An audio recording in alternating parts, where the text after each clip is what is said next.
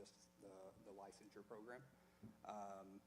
The degree program, it's essentially a paramedic course that teaches them how to become a paramedic, but it also allows them to obtain their basic college education and associate's degree, which, as far as the skills of EMS, doesn't really enhance anything, but as far as like the administrative part and the documentation and just the workings of the service, the college degree does help with that. The bachelor's degree, the paramedic science and administration bachelor's degree, really hones in on management and that aspect of the job versus just the street paramedic part. Okay. And that paramedic science degree that he's indicating, is that another term for going from EMT to paramedic, or is that the bachelor's type degree? Yeah, so this is just going from EMT to paramedic. Okay, so that's obviously a plus. When we hire him, we can provide assistance for him to obtain his paramedic and overcome that. Correct. Okay. And what did we decide? I don't remember if we provide educational assistance. Was there like a 1-year deal or 2-year, or did we ever have a contract in place? So I can't remember. Well, I know we talked about it, but they did the training through us, right? So we have a long-standing contract agreement that if someone goes to paramedic school and they sign the contract and stuff, and they apply for reimbursement, then every quarter they get reimbursed up to, I think it was $12,000. A couple years back, we presented and had a contract to where we would pay for it up front. That was during when we had ARPA money, which obviously is gone. That would be a big plus if we could still pay for it up front. However, it's kind of a loss.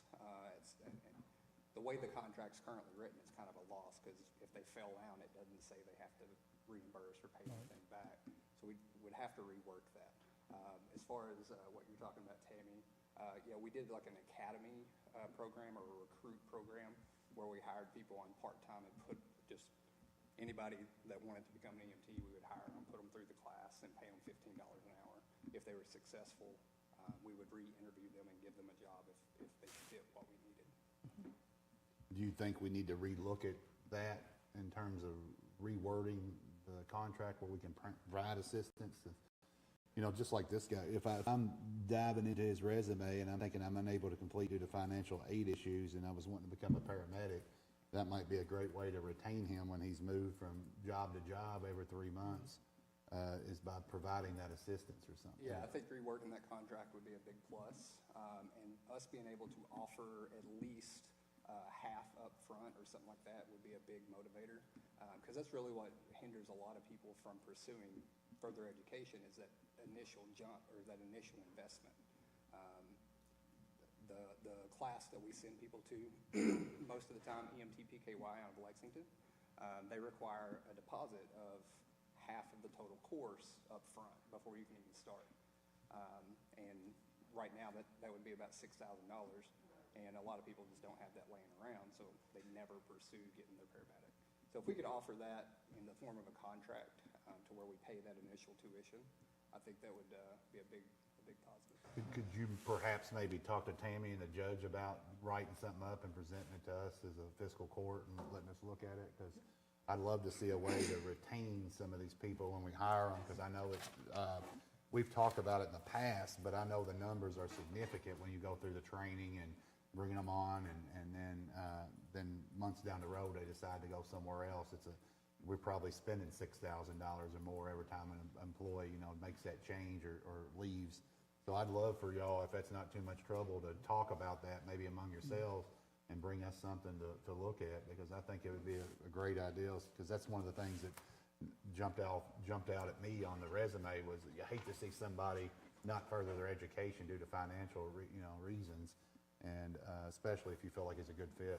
So yeah, I just wanted to bring that up. And one other point, kind of to talk about what Tammy was talking about, our education department, they're putting together a presentation for you all to kind of jump back into that recruitment class. So be looking for that in the near future to kind of present. We're going to hire these people off the street, put them through this class, and train them to our standard and what we're looking for. and therefore, they will know what we expect and hopefully be able to retain them. Okay, thanks. Yep. Okay. On that recruitment though, wasn't it something like we kind of reached out to the high schools, like people that were kind of looking at the care field? So the class that we put on, we just put it out across the county. Actually, more than across the county, we put it out to the state. Anybody that was interested. When we interviewed, we gave priority to people that were local. The school does have a program. Their program takes high school students that are interested in healthcare. Okay. That's good discussion. I'm gonna make a motion to hire Jacob Rubio. Second. Got a second by 4th District Magistrate Blingman. Candy, call the roll. Ms. Johnson? Yes. Mr. Blingell? Yes. Judge Summers? Yes. Ms. Sanders? Yes. Mr. Lockton? Yes. Motion carried. Okay.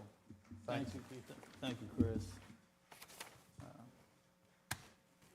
Vera, any comments, Well, questions? last week was a beautiful week.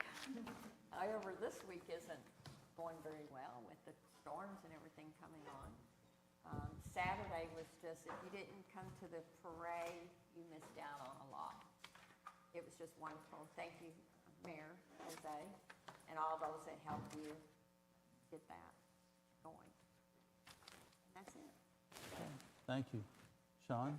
Yeah, I don't have much. I do want to touch on one thing, and I think maybe Brian and Karen, Vera got lucky and somehow escaped being tagged, but I was tagged a couple of times on social media and stuff last night, and I talked to you briefly about it, but we've got several people here that might be able to help. But as Vera alluded to, there was some pretty bad storms over the weekend, and a lot of those were tornado warnings, and tornado actually touched down here in Bullitt County. I guess my question is, and we've kind of bounced around it time or two before, but I want to kind of lean on emergency management, because we got on social media, we were tagged, and then I got a couple of different direct messages or something. And then Mayor, you might be able to help as well. You might know what I'm getting at, but I'm curious what our official response is to like individuals that may need to seek shelter. Now, I understand it's a kind of a controversial thing. It could be left up to the individual to personally find their own shelter or be prepared in the event of a disaster. But there's also a large group of people that feel like that whether it's the county or the city should have some facility available for individuals. There was an individual that made some long video, and we got tagged, and I know y'all probably seen it, but said that he went over to the EMS building because he was told that's, and who knows where this information comes from, but that kind of comes full circle while I'm bringing this up, is this individual ran or lived in a trailer park, lived in a trailer, but went over to EMS or emergency management building, was told that's where the shelter was. It was locked. He frantically went over to Walgreens, and they had a sign that they were not accepting customers due to the store. So he was like, where do I go? So I, even as an elected official, don't really know our position, and even if there is one. If there's not, that's fine, but I just think we need to communicate that with people. But in the event, because we are expecting more thunderstorms or possible tornadoes, and April, May, June, it seems to be the most frequently months in Kentucky. But there's a website called survivastorm.com, because I was playing devil's advocate, and just like, you know, if I didn't know anything and lived in a trailer and wanted to find shelter, public shelter, where do you go, who do you contact? But inevitably, even Red Cross, survivastorm.com, there's 2 or 3 other sites, every place says contact your local emergency management agency to determine where the local shelter is. I know in some neighboring counties, I've seen some different posts leading up to the storms about churches being open, schools being open, and certain things like that. So kind of rambling here, I guess, and my question would be, do we have a facility designated? I know we talked, and during the cold weather months, we opened up a spot, but do we have a facility or building dedicated to those individuals that may not have a safe place to go in the event of a tornado, approaching or worse, other storms? Sure. So we are working with the school. We're actually just got a phone with Harrison, and we're looking at opening up a school in each area, Central,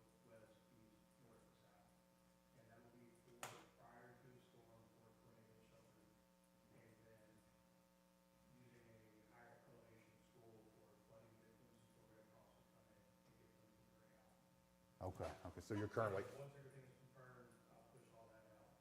okay. But as of right now, if somebody's asking us, it's their personal responsibility is and that's fine, but I just want to know how to respond to people. As of right now, we don't have a storm shelter in place in the county or any city that we're aware of. Okay. Mayor? We actually, we have a meeting today with our chiefs, when we talk about that, using, utilizing as a plan B, because as you know, all the mobile home parks are required to have their storm shelter. That is, and it is in the ordinance, we researched it, and it has to be done. Since that's not gonna happen quick enough, what we're gonna do is obviously, I'm glad you guys look at the schools, we were gonna actually try to, the plan B is to use the gym, we got pots and everything like that, so what we were gonna do is gonna open it up, but once we know the bad weather's coming, let everybody know you can come to the gym, you have a bottle of water, and just try to accommodate. That's what we're gonna do, plan B, but we do need to get back to the all weather parks, because there's three of them that are close together, they can build one to make sure they can go to. That is required. Okay. By ordinance. So a lot of things are moving pieces here, but we need to find something temporary, throw it to the schools, we would be more glad to use the gym at the city hall. Okay, perfect. Probably have something next couple days, I'm sure they'll have something, and maybe we can add to that. Yeah, that's awesome. Well, I'm glad to know that, everybody's working on it, just because I was kind of like, sitting on my hands, like, how do I even respond?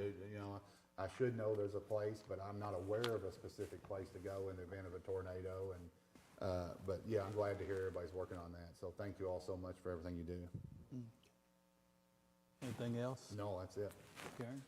And I appreciate you keeping us updated with all the emails too, about the storms, and I guess there's more tomorrow night? Yep. And the weekend. So, keep us updated with all of that. That'd be greatly appreciated. And today is, April Fool's Day, so don't let anybody get you today. Okay, You're gonna be out there. there you go. Okay. Brian? All right, so, so kind of on the tornado shelters also, because I had some, I do know Cedar Grove area, Cedar Grove Baptist Church opens there, they have a basement. They allow people to come in, so, some people might reach out to them. I didn't know that now. Mayor, do you think maybe tomorrow night, will they be able to access the gym, or do you know? We're gonna figure that out, but we just put notices out for everybody to start being prepared for whatever's coming. Yeah. Including next chief they're going to. We actually put on an emergency, full time emergency numbers. Yeah.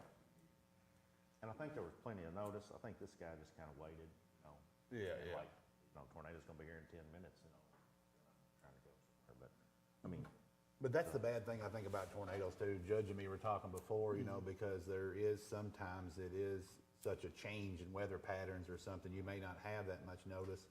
There was a lot of talk in Spencer County going on right now about whether they waited too long to flip the switch on their tornado sirens and stuff. And I don't know the protocol necessarily, but I know they're getting beat up pretty bad over there about not flipping the switch and warning people early enough, because they kept kind of waiting for, I don't know what we do necessarily.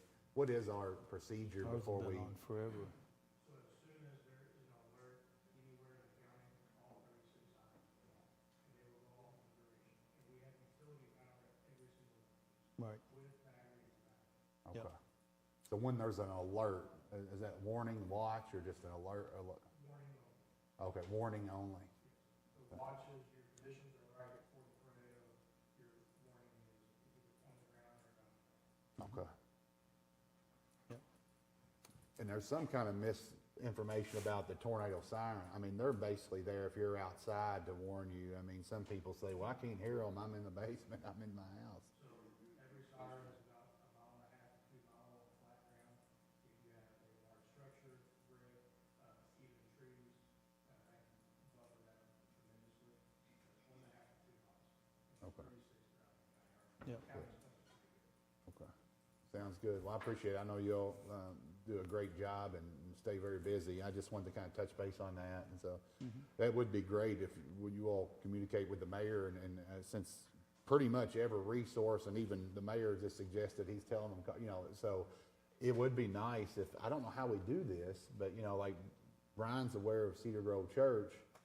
I don't know how we communicate with all the churches or other people willing to open their doors, but it would be really nice if we had kind of like a list or something there, because although it's awesome that Shepherdsville's opened up their gym, that don't do you much good if you live in, Mount Washington and you get that alert and you got you got 10 minutes to get somewhere or whatever it may be.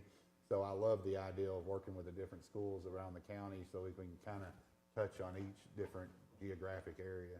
But thank you all for doing that. But yeah, if there's some way of coming up with a list, even reaching out to, that would be awesome if we could provide that. Okay. Thanks. Brian, anything else? So yeah, I do have, on Sunview Drive, about, right before you get to the Shriners, there's a cross tile there that's locked up.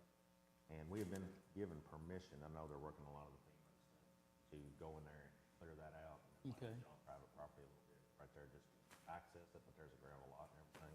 Right. And so they're talking we could have 6 to 7 inches of rain in the Rain. next 2 or 3 days. So Yeah. they say it goes over the road there, so I'd like to kind of make that, not to take priority over FEMA or anything, but look at it. Looks like it could probably be a day or maybe a 2-day job. Okay. It's Sunview. Sunview right before the Shriners. Yes, There's a kind of a absolutely, low right spot there, with the yep, drain. yep. By the And- fire department. Yeah, right past that. And then also, just to, on Kinder, Tom, in the paper you put that it was taken into county maintenance. It's already been in county maintenance since the 80s, so I just wanted to make that correction. I didn't make a motion to just take one. I did make the motion that we did have the 40-foot right-of-way to accept that and to widen that road. Okay. That's all I need. Okay, thank you. Saturday was absolutely terrific. A great time to recognize those who weren't recognized appropriately at the time that Vietnam ended. It was a day of celebration. I couldn't believe the crowd and the joy that was portrayed by the people, especially when they all gathered at the American Legion. I thank the city of Shepherdsville a ton. Mayor Cabrero, Courtney. Thank you all for all what you did do, and those who prepared the food from, I guess they came from the conference center to help out. Vicki Downing and them. Larry and Teresa, thank you all for not only being here, but participating Saturday as well. And the floods are going, there's 7 to 10 inches of water. I don't know how many of y'all were here from 1997, but you're going to see water in areas that you've never seen before. If we get that much water in a couple of days, we're well prepared. I know our EMA folks are meeting with all the fire departments this afternoon and the other appropriate agencies.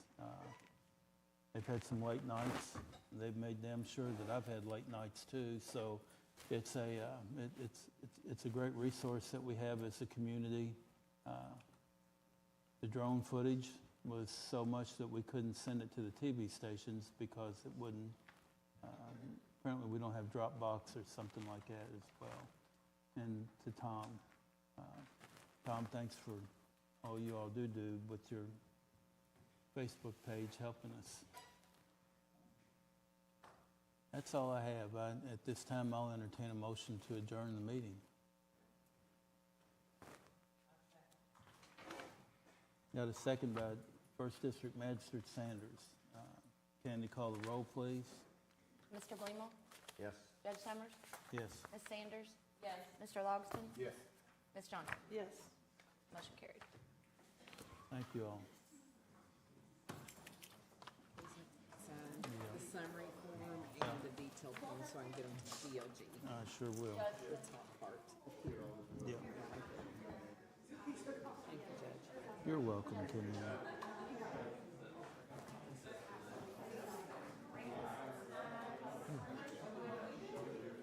You think you can email this to the judge and all the magistrates so they have time to look at all of it? Appreciate But I that. appreciate you. You're welcome. I like a printed copy so I can compare back and forth. I saw that they were hiring for someone in planning and zoning. Yes. It's up now.